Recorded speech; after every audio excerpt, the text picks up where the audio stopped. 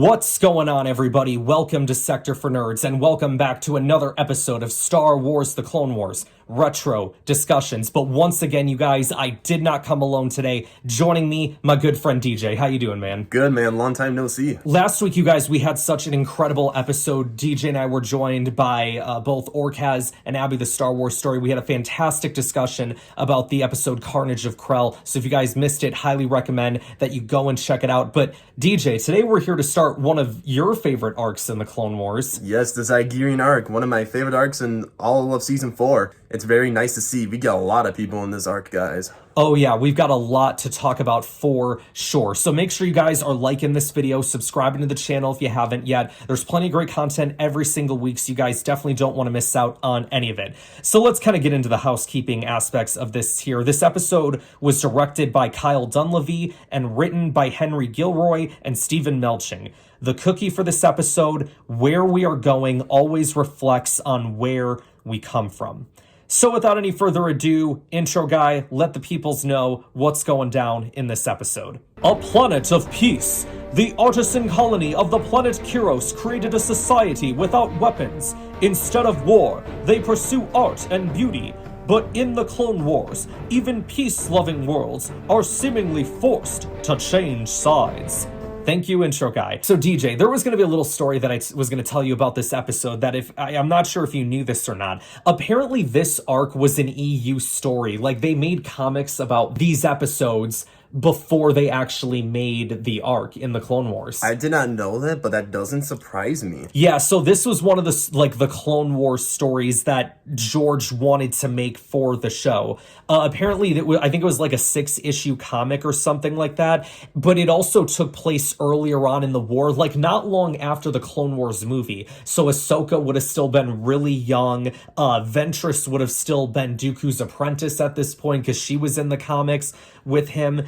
And yeah, I think the main villain was even like one of Pon Krell's species, but I think like since they had just had one of, you know, them in this season, they decided to switch it to the Zygerrians, and they made them look more, I think Dave Filoni said like more coyote-like and things of that nature. So yeah, no, I just wanted to give you and give our listeners the information there in case you didn't know that before. So let's get into the episode itself. So the episode starts out with the Torgrutan leader, Governor Roshti, I believe his name is. Yes. And he is like trying to avoid getting into a war with anybody. He's a peaceful people, as intro guy mentioned before. And he says, you know, we will negotiate with Count Dooku and the Separatists. And he's talking with Yoda via hologram. And Yoda's like, you can't trust Dooku. I'm going to send help. Just hang on. And he's like, well, too late for that. The Separatists already arrived. Right away, when someone says we are peaceful and we'll make, you know, a deal with the Separatists, I'm like, yeah, this is going to be one of those arcs, because when someone says, oh, we're going to talk with the bad side, it never works out. Yeah, good luck for you then. We had 3 seasons of this before. This is nothing new. Absolutely. So then the Separatists arrive, and Dooku basically offers these people protection, right? He's like, I'm unable to stop the fighting that's about to happen. I can offer your people sanctuary to, you know, avoid the conflict, to avoid the war. And he's like, I insist. And so the droids start marching through the city, and they start collecting up all the townspeople, and we don't really know where they're taking them. Okay, let's round up all these people, and sure enough, when the droids do it, it's like, where's the Republic when you need them? Well, and it's funny you asked that question, DJ, because when the Republic does arrive, they say, it's been 10 rotations since Master Yoda's transmission. Y'all showed up 10 days after the Separatists were there? Like, guys. What did you think was gonna happen? Like what the Is it just me, or is the Republic always slow to action for a reason? Like, seriously. Yeah. I didn't realize it was like 10 days. Like, well, I guess 10 rotations doesn't necessarily mean 10 days. It depends. But like, they're still gone. There's still an incredible amount of time there that they would have had. Like, y'all could have gotten there. Y'all could have probably stopped this whole thing, and you didn't. We're getting off track here, but I can understand someone getting annoyed with the Republic. Like, when Yoda's like, send help, I will. I'm thinking, oh, are we going to get help right away? No, it takes them 10 Yeah, right. Like, rotations. right. If it's going to take them 10 rotations to get there, yeah, I'd probably have to negotiate with the Separatists then if you're not going to send help right away. Like, seriously, Like- people are expecting you and relying on you. Not Yeah. like, oh, we'll get here when we can, you know. Right. Exactly. First off, those speeders were pretty cool, I'll say. That wish they could make a ride, you know, at Disney or Universal. That'd be very fun to do. But anyways, we get Anakin and Ahsoka on one, Rex and Obi-Wan on another one, and let me just say, it was pretty cool seeing, you know, the commando droids on them too. Yeah. And, like, everyone's, like, you know, shooting people down and all that. It's like playing Battlefront 2, obviously, so that was fun. And then, you know, like, you know, a couple clones get taken out here and there, but, you know, the good guys win at the end of the day. And then they're up to the castle, and then, you know, they're trying to be, like, lock down the perimeter and all that stuff. Cody's like, here's a transmission for you. Before you get to that, do you see the clone that was there right before he talks to Cody? Boyle. Yes, Boyle, which is so... This had to have been timed out, like, they After did this for a Umbara. reason, right? Well, they did that for a reason. They just showed Waxer in the last episode, who was Boyle's buddy in that Ryloth arc, and we just saw Waxer die, and now they're showing Boyle here, and I'm like... Man, like, it's good to see you, but also the antics of all this, I don't appreciate it. Like, we never know what happened to Boyle, did we? After the Clone Wars, no, he's one of the clones that I guess is sort of out there still. Could be doing, you know, who knows what. He could be in the new clone arc, you never know. Yeah, I know. Dave, please make my Clone Rebellion show, I'm begging you. And I keep saying my Clone Rebellion show, it's just the show that I keep pitching to happen, so... I want it so bad. But yeah, go ahead, talk about the transmission, DJ. But anyways, Kenobi's like, any surrender or anything? And Cody's like, no, but we do have a transmission. Yeah. And then it's that Zygerrian who I can't... DARTS to NAR. Thank That's who that one is, yes. I figured, but, you know, the names are so No, it's all easily good. mixed up. Yeah, I do them too. But anyway, Darth NAR is like, Master Kenobi, come to the tower. We will negotiate your surrender.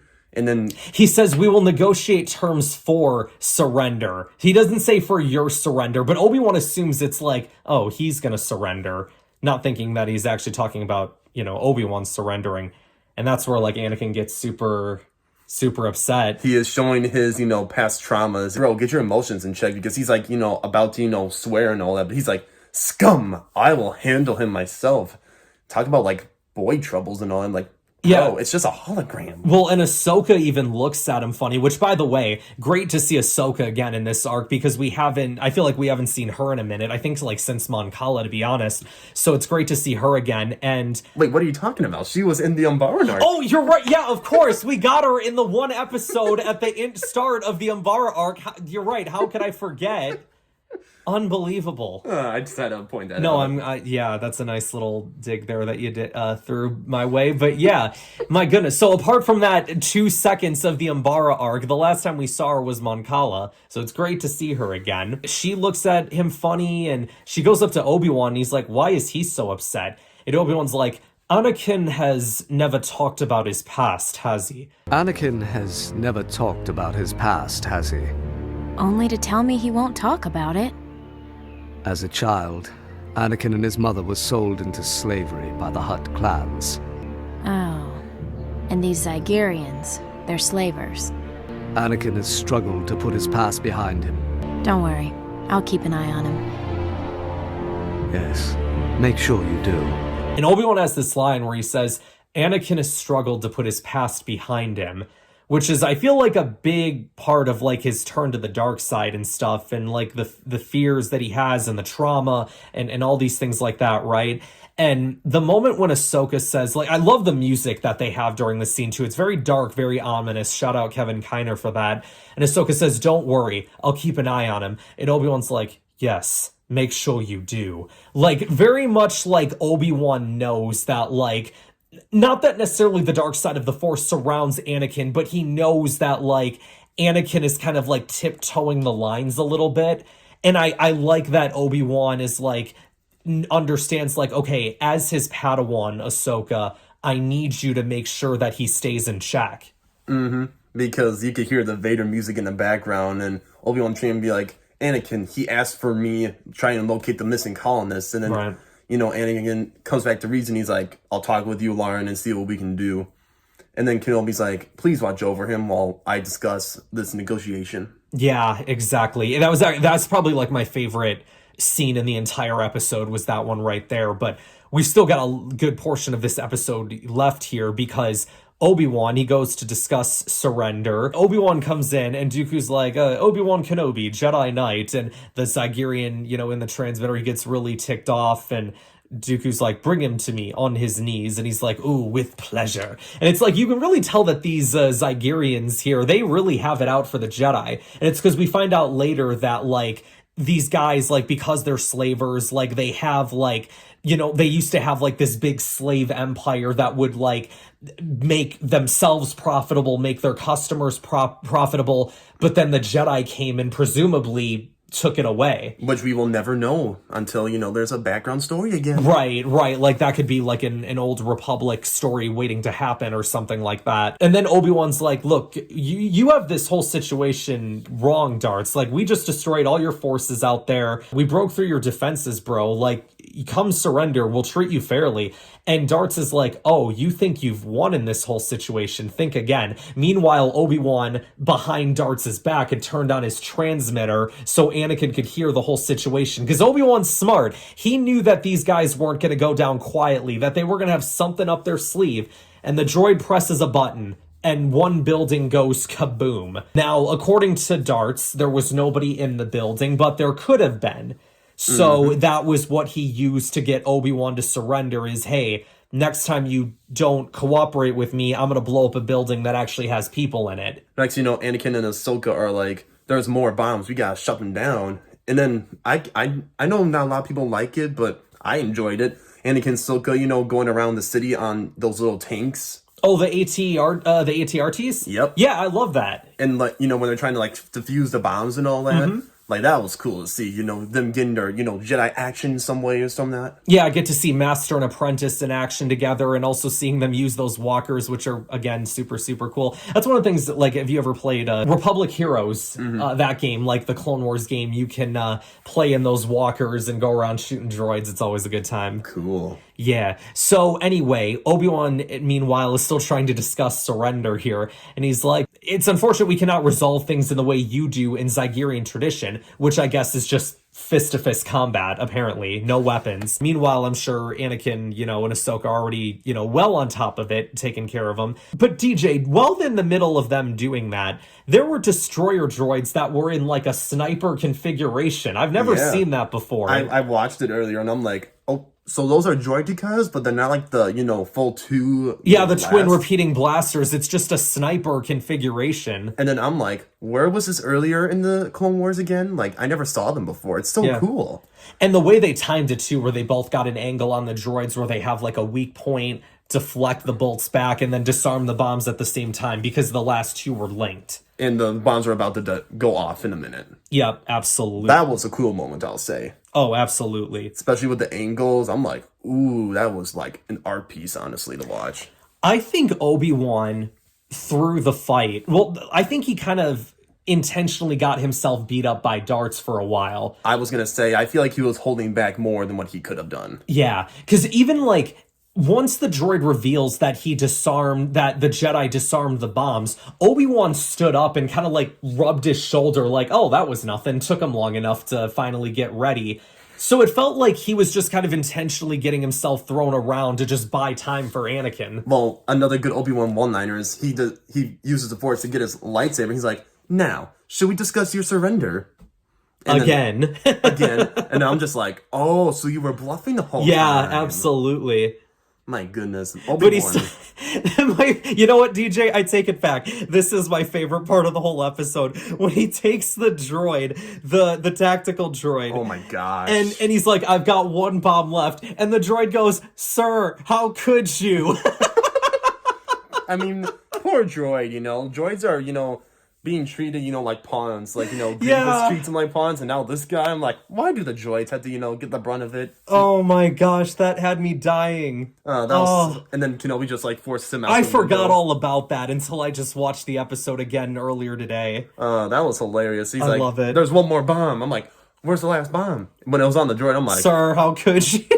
Sir, how could you? Moving on, Anakin and Ahsoka are chasing Darts to his ship and all that, and holy cow, let me just say this. We have a beast, come out. because he's like, okay, you want to play? I'll release one of my pets for you. And then sure enough, Ahsoka chases darts, and Anakin kills the monster and all that. Oh man, talk about another dark side moment when Ahsoka has darts, ready to go. Anakin's like, where are they? And he's like, I'll never tell. Puts his lightsaber by his throat. Yeah, right on his neck. Yeah. And then Ahsoka's like, Master, no, because dude, I think Anakin would have killed him if Ahsoka wasn't there. Oh, I was expecting him to kill him. Like Ahsoka just looks at him like almost like she's never seen this side of him before, and she's like, "Hey, Master, like, what are you doing right now?" Like, I think there should have been a moment between Anakin and Ahsoka where like Anakin actually talks about his past to her. I'm sure it probably happened like off screen, but that's something I think that would have been like a cool bonding moment for the two of them and for Ahsoka to understand more about her master's past. I agree, because Ahsoka's face is just like, what is he going? What's going on? Because he's like going full dark side mode almost. Yeah. And if you think of it, Anakin had to like